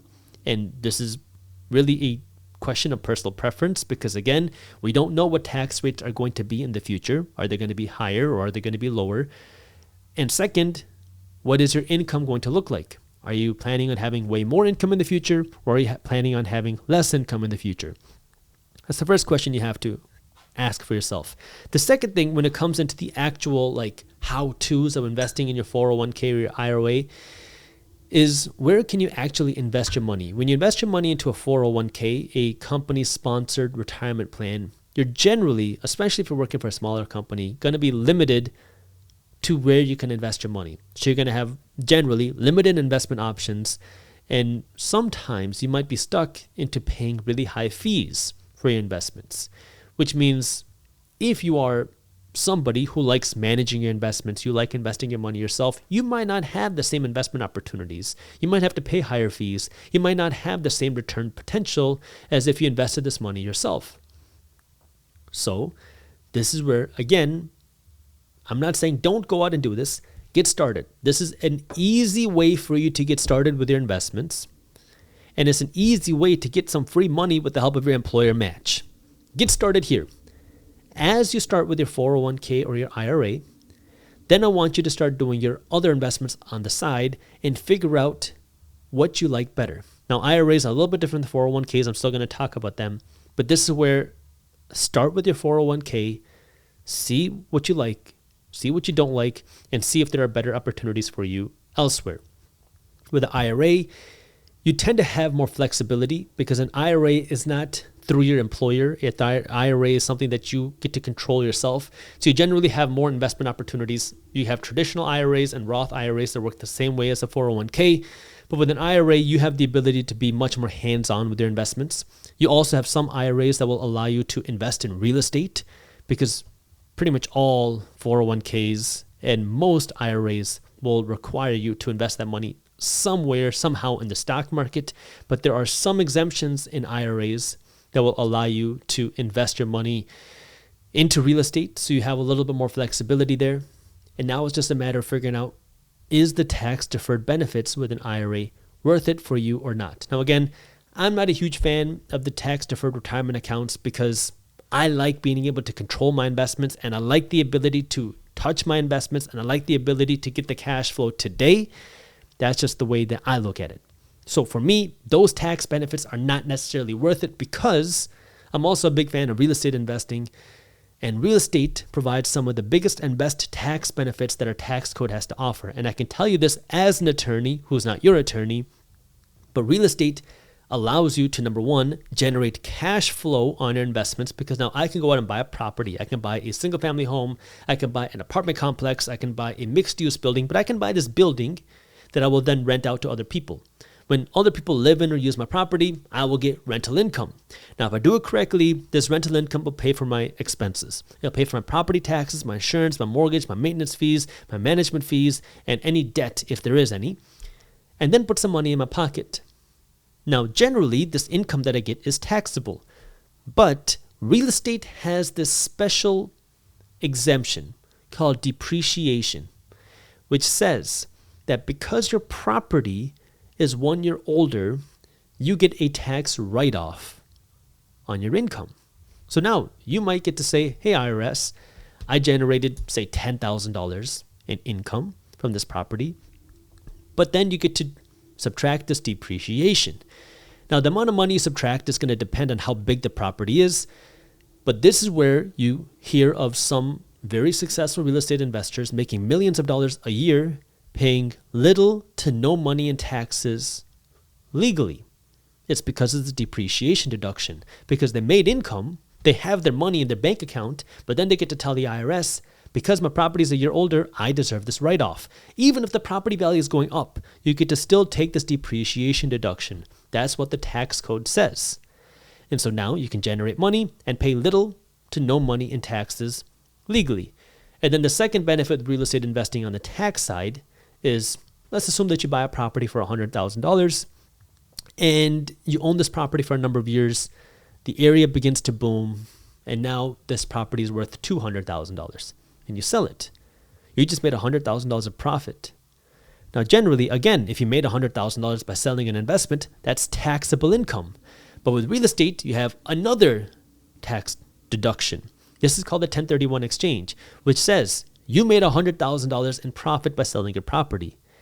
If you take all of this $200,000, and this can be any amount of money, but if you take all this $200,000 and now you go out and buy a bigger property that's going to pay with more cash flow, you don't have to pay a penny in taxes today.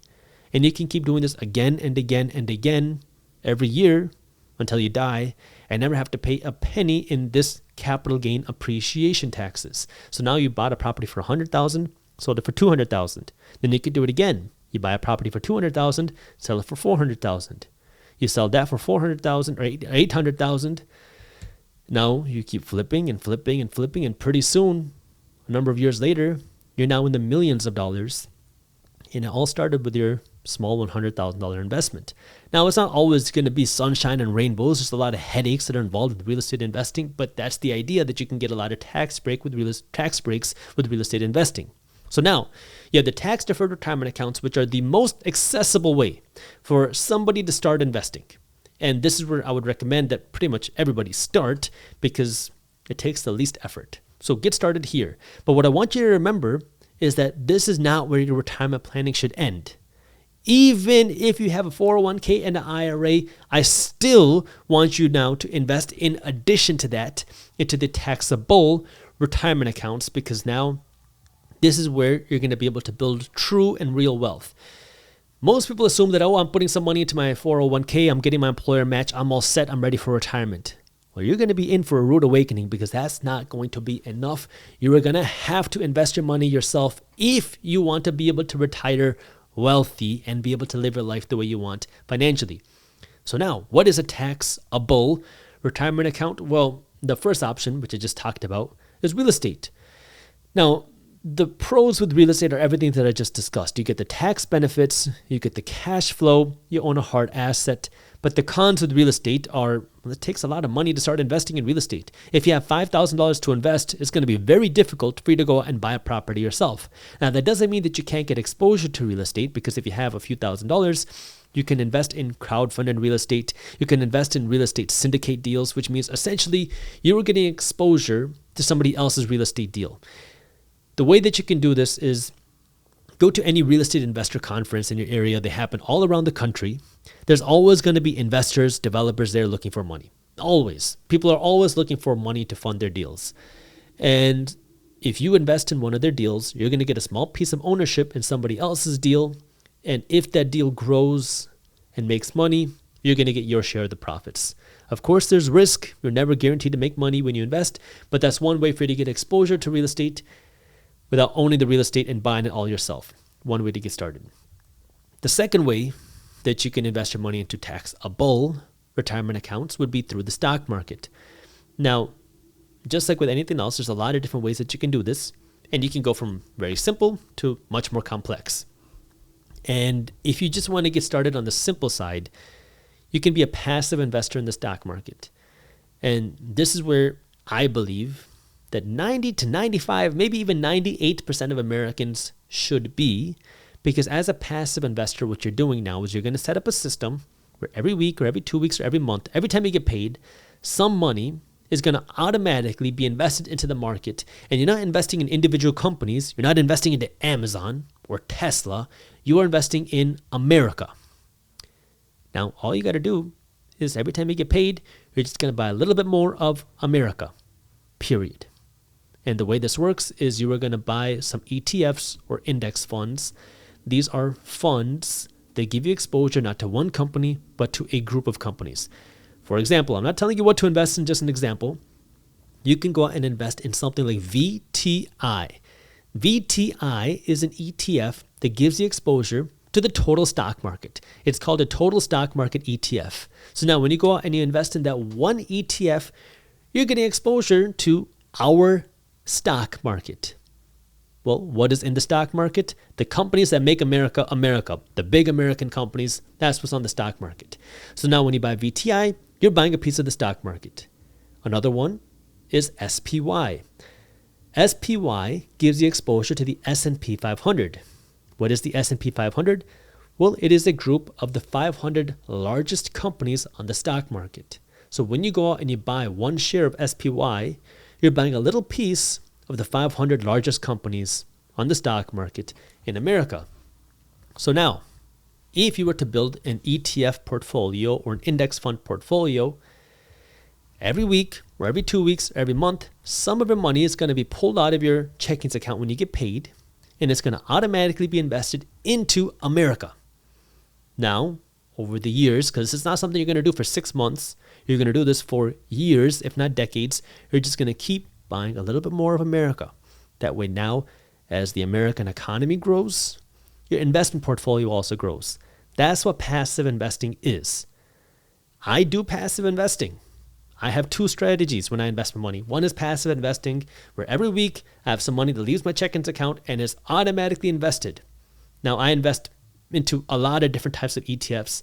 I invest into cash flow producing ETFs, to value ETFs, into emerging market ETFs, into innovation ETFs. So I have a whole portfolio of ETFs that I invest in, but you just got to get started. The mistake that so many people make is not that they invest their money into the wrong sector or into the wrong industry or into the wrong group or into the wrong expense ratio fund. It's that they never start investing. And once you get started, guess what? You can always adjust your investment portfolio. You can always adjust your ETFs. You can always adjust your ratios, but you can't adjust getting started. So you got to get started first. So now I have this passive strategy that works for me. And then I also have an active strategy. My active strategy is now where I'm investing into individual companies. This is a lot more work. This is where most people think it's, I'm going to find the next Amazon and I'm just going to throw my money into that. Or you try to find the next Tesla and you try to throw your money into that. For me, this is, I'm looking for what I believe are good companies that are undervalued, that I want to hold on to for the long term. And this isn't a guessing game. This is much more of a research intensive game where I like to research companies, and researching companies is more of the feeling side. This is now I'm looking at who's running the company, what is the product, do people like the company, what's the sentiment around the company, and what's the barrier to entry. This is what Warren Buffett calls a moat. Is it really hard for a competitor to come in and take this company's spot? Or is this company a real behemoth, and they have a real brand recognition and a name recognition that's going to be very hard to compete with. Once you figure that out, then you get into the financials. You're digging into the balance sheet. The balance sheet is essentially the net worth statement of a company. You look at the assets and you look at the liabilities. What do their balance sheet look like? What do their assets look like? What do their debts look like? Then I look at things like the income statement, the profit and loss statement. How much money did this company make last year, the year before that? What are their operating costs? Are they rising? Are they shrinking? If they're rising, why are they rising? Are they rising because they're investing a lot more in their company? Or are their operating costs rising because the cost of doing business is rising? And so you have to start asking and start looking into these numbers. Then you look into the cash flow statement, which is, how is money flowing through the company? What is this company doing with their cash? Are they being smart with their money, or are they just getting rid of this cash and giving it away to shareholders too early? So these are the now analytical questions that you ask when you want to invest in a company. And again, you don't have to do this. Most people shouldn't be doing this. This is something that you got to be interested in. I like researching companies. I'm a money nerd, right? I'm a weirdo. I like doing that. To me, I enjoy it. So I don't mind doing it. But if you don't like the idea of learning how to do that, if you don't want to do that, if you don't want to spend the time to do that, if you don't have the time to do that, it's okay. You don't got to worry about doing it. You don't have to do that. The passive system is a great strategy that has been proven to build wealth decade after decade after decade. It doesn't mean that your investments are going to always go up. We see America go through recessions. We see our stock market go through market crashes. But if you invest long enough, you would have made money over the last century. And this is where now understanding, if you want to build wealth, you got to understand what your options are. The most accessible option is your retirement accounts. Get started there, but do not stop there. Your retirement accounts are not going to be enough for you to be able to live your life wealthy. Then, once you start there, you start doing the taxable accounts, stocks and real estate. And now you can make the third decision, which is, well, are these taxable accounts good for you, bad for you? It's okay if they're good. It's okay if they're bad. You just got to figure out what is the right strategy for you. And then, as you start building your investment foundation, that's when you can start looking at alternative types of investments. Now, this could be things like investing in startups. This could be things like owning a little bit of gold. This could be things like investing in potentially cryptocurrency. This is where now you can start looking at more of the speculative type of things, but you don't want to jump into these speculative investments until you built an investment foundation base. So now you start building your investment base. You have the retirement accounts, you have the taxable accounts, the non-taxable accounts, and now you can look at other things. I like investing in startups. I'm an entrepreneur. I like working with other entrepreneurs. I like researching these types of companies. I like investing in these companies, but it's very risky. Investing in startups is, well, you're going to lose money. 8 to 9 out of 10 startups will fail or go bankrupt within the first 5 years. Statistics tell us that. I'm going to jump back into the video in just 1 second, but before we do, if you are an investor and you're looking for an easy and free way to stay up to date on what's happening in the top financial news, from the economy to the housing market to the stock market to the crypto market to the global economy, then you have to check out Market Briefs. Market Briefs is my free financial newsletter that I created that will keep you up to date on what's happening in the financial news. You can read the newsletter in less than 5 minutes every morning. It's a fun and easy to read email, and it's completely free. So if you haven't joined Market Briefs yet, I got the link to how you can join down in the description below. So if you were to go out and invest in a handful of startups, most of them will fail. The goal is that you're going to hit one that will make up for all the losses. Will that happen? Who knows? But that's part of the game. I think it's fun. I also like the financial potential upside with it, and it's a learning game for me. It's something that I enjoy doing. Besides that, I also invest in cryptocurrency. Now, I have use with cryptocurrency. I've talked about how I use cryptocurrency to pay some of my contractors that are overseas. I like the power of the blockchain, but there's a lot of people that jump into cryptocurrency thinking they're going to get rich by buying some cryptocurrency and having it just pop overnight. That's why you see such huge volatility in cryptocurrency. That's why you see some people make a ton of money in cryptocurrency. And that's why you see most people lose their money in cryptocurrency. So if you're going to invest in cryptocurrency, number one, make sure you can lose all that money. You're okay losing that. But then second, also understand what is it that you're buying. Are you comfortable with that investment? And are you comfortable investing in it for the long term? Number three, you can also look at owning precious metals, something like gold. I own gold. Gold makes up a small piece of my portfolio. It's about 2% of my entire investment portfolio. Why do I invest in gold? I look at it like a way to save hard money. If I were to go out and take $10,000 worth of gold and $10,000 worth of cash and bury it in my backyard today, my theory is that 10 years from now, the gold is going to have more buying power. So I own a little bit of gold, but it's not a huge piece of my portfolio. My gold doesn't generate me any cash flow, and I don't sit here and monitor the price of gold. It's just an alternative way for me to save money. It's another small piece of my investment portfolio. So now, when you build your investment portfolio, understand the investments that have been around a long time, that have been proven to build wealth. Make that the bulk of your investments. And then as you master that, you can start looking at other alternative investments. But start with the things that have been proven, stocks and real estate, and then you can start diversifying into some of the other asset classes as well. One question that I keep hearing, not just on YouTube, but in real life as well, is when are things going to go back to normal? When are home prices going to go back to normal? When are egg prices going to go back to normal? When are grocery prices going to go back to what they were? When are airline prices going to go back to where they were in 2019? And I have a little bit of harsh news for you here is they're not going back to where they were. We are in a new normal in our economy right now. And the reason why is because of inflation. Now, I know I've talked about inflation a million times, but you have to understand me here. The Federal Reserve Bank is the central bank in the United States, and their job is to monitor and manage inflation. Technically, they have two jobs. Their job is number one, price stability, and number two is maximum employment. This is the Federal Reserve Bank's mandates by the government. Now, price stability, what that means is managing inflation. Because high inflation means the prices of things are rising very quickly. Negative inflation means the prices of things are falling. The Federal Reserve Bank has a set target of 2% inflation, which means the prices of things still rising, but by around 2% a year.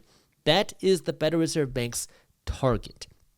Today, we're at significantly higher than that, which means the Federal Reserve Bank is not looking for negative inflation. They're not looking for deflation. They're looking for disinflation. There's a big difference between disinflation and deflation. Disinflation is inflation cooling down. Inflation cooling down means the prices of things are rising, just not as fast as they were before. This is what the Federal Reserve Bank is fighting for. They're fighting for the prices of things to grow slower than they have been growing. They're not fighting for the prices of things dropping. And this is where now understanding that will help you hopefully understand where our economy is going. That way you can make better decisions with your money and your time today, because things are not going to go back to where they were. Period. I mean, if we were to see a lot of economic pain, you could see a temporary period of certain prices of things falling. I mean, that's what happens when you see recessions. But generally, the prices of things are not going to fall. That is not the Federal Reserve Bank's goal. That's not the government's goal. They want to see the prices of things grow, just not as fast. Which means today, the prices of things are still growing quickly. And in many instances, they're still growing faster than people's wages. So if your income is not keeping up with the prices of things, the prices of things are going to continue to rise. Maybe they're not going to grow as fast as they were, but they're going to continue to rise, which means we're going to see a bigger gap between incomes and the prices of things, the cost of living. This is something that we have been seeing happen since the 1970s especially, but now over the last few years, it has really accelerated this bigger divide between people's incomes and the cost of living. Now, what does that do? Well, this is the byproduct of inflation. Inflation disproportionately hurts the poor and the middle class, and it disproportionately benefits the wealthy. The first thing you have to understand is that this is the new reality in our economy, period. And if you don't believe me, go to the Federal Reserve Bank's website, go study what they're saying, go study their inflation targets, and then come back to me. Because they have made it very clear that their inflation target is 2%, that they're not looking for deflation. They just want disinflation. Secondly, once you understand that, now it's time to get real with, okay, what does this mean for you? Now, going back to things that I've talked about multiple times, this means now that you are going to either have to A, live a smaller lifestyle. That way you can continue to have more money to invest and save, or B, you are going to have to work to earn more money. Now, how do you live smaller? Well, that means you're going to have to make more sacrifices, right? There's really no other way to have more money to invest besides spending less and earning more money, period. But how do you earn more money now? Because there are a lot of options. In fact, today there are more options than ever about how you can work to earn more money. Now, the most obvious would be try to see if you can get it from your job. You can try to get a raise, you can try to get a promotion, try to get a bonus. Now, there are a lot more difficulties with that option today because our economy is slowing and businesses are much more hesitant to give raises and bonuses because of the slowing economy. But that is one option. The second option is you can work to get a second job. Maybe you work to get a part-time job. And yeah, that sucks because that means more time is going to be going to working to earn more money. But this, again, is the economy that we're in right now. If it's not working to get a second job, then the next option is, can you work to get a certificate? Can you work to change careers? Can you work to do something else? Maybe you work at a different company. That way you can earn more money. If you're not happy with the job that you're at or the career that you're at, it's not too late. This is one of the toughest conversations that I have with people, especially in their 30s. Because when people enter their 30s, you feel like you just started to build this career. You've started to really solidify your job in this industry. You've solidified your name in this industry. But if you're not happy with it, it's okay to make a change. You're still young. You have a lot of time ahead of you. There's no point to spend the rest of your life or the rest of your working career doing something that you hate when you could spend a couple of years getting back started and actually do something that gives you more fulfillment. And 5 years from now, you're going to look back and be very happy at the change that you made. It's never easy to make a change. But looking back, you are going to be thanking yourself. The one decision the thing that always helps me in those types of situations is I think of myself when I'm 65, when I'm 75, when I'm 85, and I'm looking back at my life. Will I regret the decision that I made? Or will I be proud that I took a risk, maybe failed, or maybe succeeded? And this is where I want you to think forward. Now, what is the future you going to look back and say, it's okay to make a change. It's okay to take a risk. It's okay to start over. You have a lot of time ahead of you. So now, how do you earn more money? Well, if it's a career change, that's another option. The next option is doing something a little bit more entrepreneurial. And this is why I say it is more accessible than ever for people to be able to earn more money, because earning money, thanks to the internet, has become so much more accessible. Now, you can hate this. I know there's a lot of hate on this whole idea of making money online and doing this stuff, but it's reality. There are so many ways to earn money online. You can become a content creator. I started the Minority Mindset YouTube channel with less than $500. I don't even think I spent $200 because I was recording videos in front of a white wall with my iPhone. No fancy editing equipment. I didn't have any editing equipment. No audio equipment. I think I spent $25 on one light and $25 on a tripod to hold my phone up, and that was it. I just started recording videos and publishing them on YouTube. It doesn't cost anything to publish on YouTube. It doesn't cost really anything to start publishing on podcast, minus maybe some hosting fees that you might have to pay. There's a lot of ways that you can make money through content. There are ways that you can make money online being a freelancer. You can work for other companies. You can be a contractor for other companies. You can do their graphic design. You can do their video editing. You can do their accounting. You can do their bookkeeping. You can do their writing. There's a lot of different things that you can do for companies. If you have a skill, you can monetize that skill, do it on the side as a freelancer. You can go out and try to start your own side business. You can start a landscaping business, an auto detailing business, a painting business, a whatever service type of business. There's a lot of different skills that you can monetize now, not on the internet, but outside the internet, that you can also provide to people. So there are ways for you to earn more money. Or if you have a business idea, you can work to now build that business idea as well.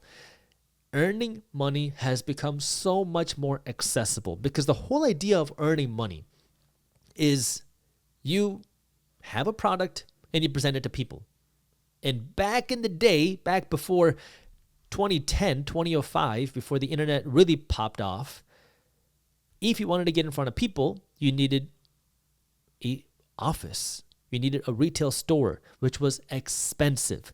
And the whole game was you get a good retail store, you get a good location, you get a good corner where there's a lot of foot traffic or a lot of car traffic. And because people would then see your office sign or your business sign, you would get more business. Now, it's all on the internet. How do you get eyeballs to see you? There are billions of eyeballs on the internet today? How do you get some of these eyeballs to see you? Now, there's a lot of ways to make money now. You can get paid just from people seeing your content, advertising, affiliate dollars. You can get money by selling your own business, your own products. You can get money by promoting somebody else's business as a sponsor or as an affiliate. There are unlimited ways to make money, but you have to just understand now that that option is there and then go out and seize it. Because the reality is the prices of things today are not going to go back to where they were 4 years ago. And so if you are struggling with your financial situation today, or if you don't like the idea of cutting back, or if you feel like you cannot live the lifestyle that you want based off of the income that you have, you got to get real with the situation. Blaming the situation is not going to do any good, but getting real with the situation will allow you to find a solution, because the reality is this inflation thing is not going away. Inflation is still going to be around. It's going to take time for the inflation to come back down to 2%. How long? I don't know. But it's going to take time, which means inflation is going to be growing. The prices of things are going to be growing faster than 2% until we get there. So this is where you want to be proactive, especially in a time where the economy is slowing, where incomes are not growing fast enough. Because when you have a slowing economy, that means incomes are falling because people lose their jobs, people get their bonuses cut, people get their pay raises cut. And this is where now you have to be honest with yourself. That way you can take care of yourself, your family, and your community. And this is where you have to, number one, stay on top of what's happening in the financial world. That way you can take care of yourself. But then number two, you also got to make sure that you have the ability to then capitalize on opportunities. Now, this is why I created Market Briefs, to stay up to date on what's happening. Market Briefs is my free financial newsletter. It's an easy way for you to stay up to date on what's happening in the top finance and business news. It's an easy to read email. You can read it in less than 5 minutes every morning, and it's a simple breakdown of what's happening in the financial markets. If you have not joined Market Briefs yet, you can go to briefs.co/market. That's briefs.co/market, or you can click the link down in the description below. And then the second part is, well, doing something. Having the money to be able to capitalize on opportunities, because the reality is anytime we go through economic craziness, it also creates opportunities. But the only people that can seize these opportunities are people that are prepared and financially educated. Prepared means you have money put aside to capitalize on the opportunity, and financially educated means you can actually see the opportunity when it happens. And that's where you have to be the one that is ready to do so. When the 2008 crash happened, I was very naive. That was when I was first getting involved into financial education, but that was when I first started investing in real estate. I didn't have a ton of money. I had some money put aside, but I knew people with way more money than I did, way more money than I did, who weren't buying real estate for pennies on the dollar because they didn't see the same opportunity as me. Now, I didn't really know what I was doing. I'm not going to sit here and say, oh, I knew that real estate prices were going to grow and it's going to be a great investment. To me, I just saw the numbers and I said, okay, if I can buy a property for cheap and rent it out, I can make a decent return. But everybody, or people that were more aware, educated, we'll call it educated, they were scared because they kept hearing on the news about how bad real estate was and how much people lost from real estate. And this is where now that financial education is really being able to see the opportunity against the grain, against the media, against the emotion. But you also have to be prepared with the money to be able to capitalize on the opportunity. Your 20s are a time when you first start making money, and it's very common and normal to be dumb with your money because, well, it's the first time you ever make money. So now you want to go out and buy the nice things. You want to start spending money. You want to start going on vacation. You want to start buying a nice apartment. You want to get a nice car, and you want to just start exploring and enjoying life because you're finally out of school and you're finally making some money.